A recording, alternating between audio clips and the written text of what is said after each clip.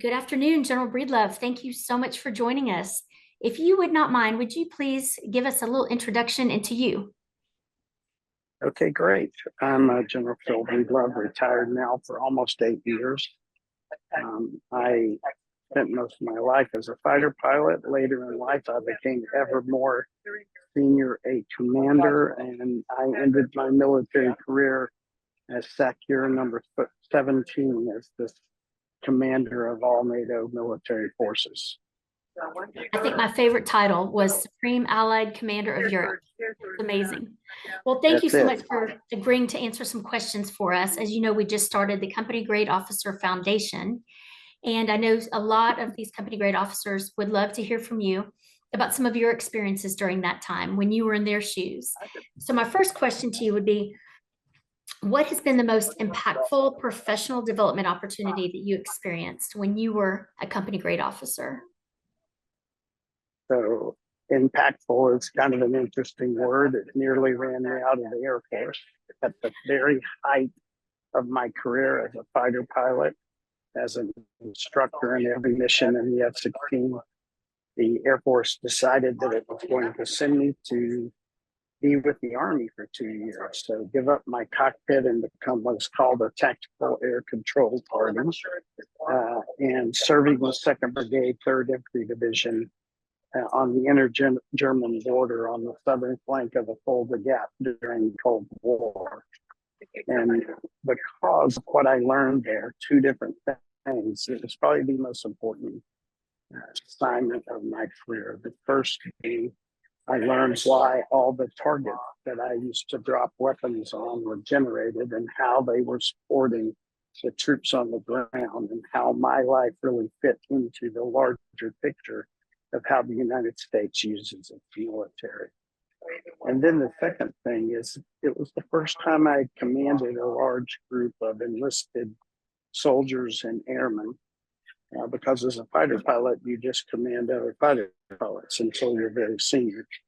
And so I had a great mentor who truly taught me what it meant to lead young airmen and young soldiers, very different than being an officer. And so that was my first true challenge in leadership that led me along the career to 4 stars and SACEUR number 17.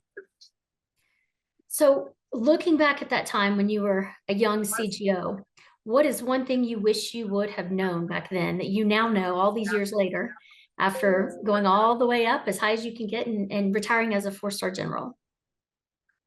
It's not about you. The mission is what is most important.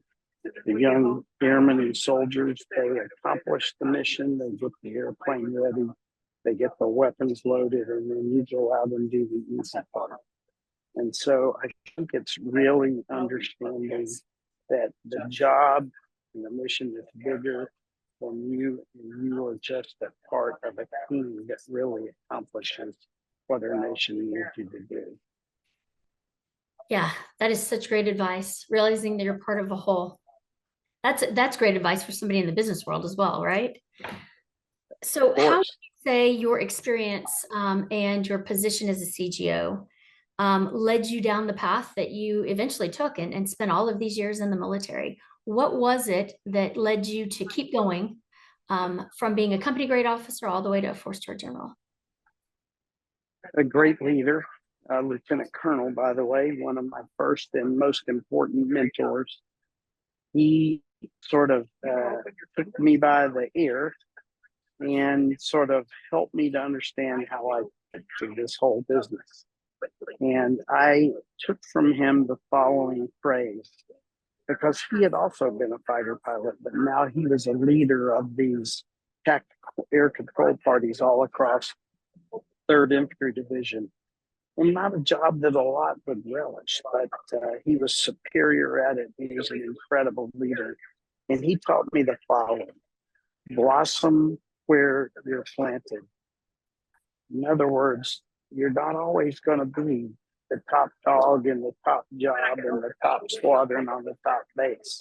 You're going to find yourself in places where you may wish or have wanted to done something different, have done something.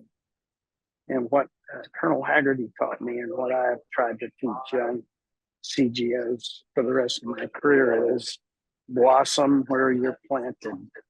Everything good happens if you do that. The first time you don't blossom or you burn a bridge, bad things start happening. So that would be, my assumption is that would be your one piece of advice to every That's it. CGO out there. I love I it. give that same advice to the 1 stars when I mentor their course, and I give that same advice to the 3 stars when I mentor the Pinnacle course with them. Blossom where you planted. You're not always going to have the job you think is the best one for you next. So do the one you have well. I love that. And then you grow from it, right? We grow from all of our That's experiences. That's correct. Well, thank you for taking time to answer these questions. I know so many people will learn from you and hear these words and will be inspired by them. So thank you. Thank you.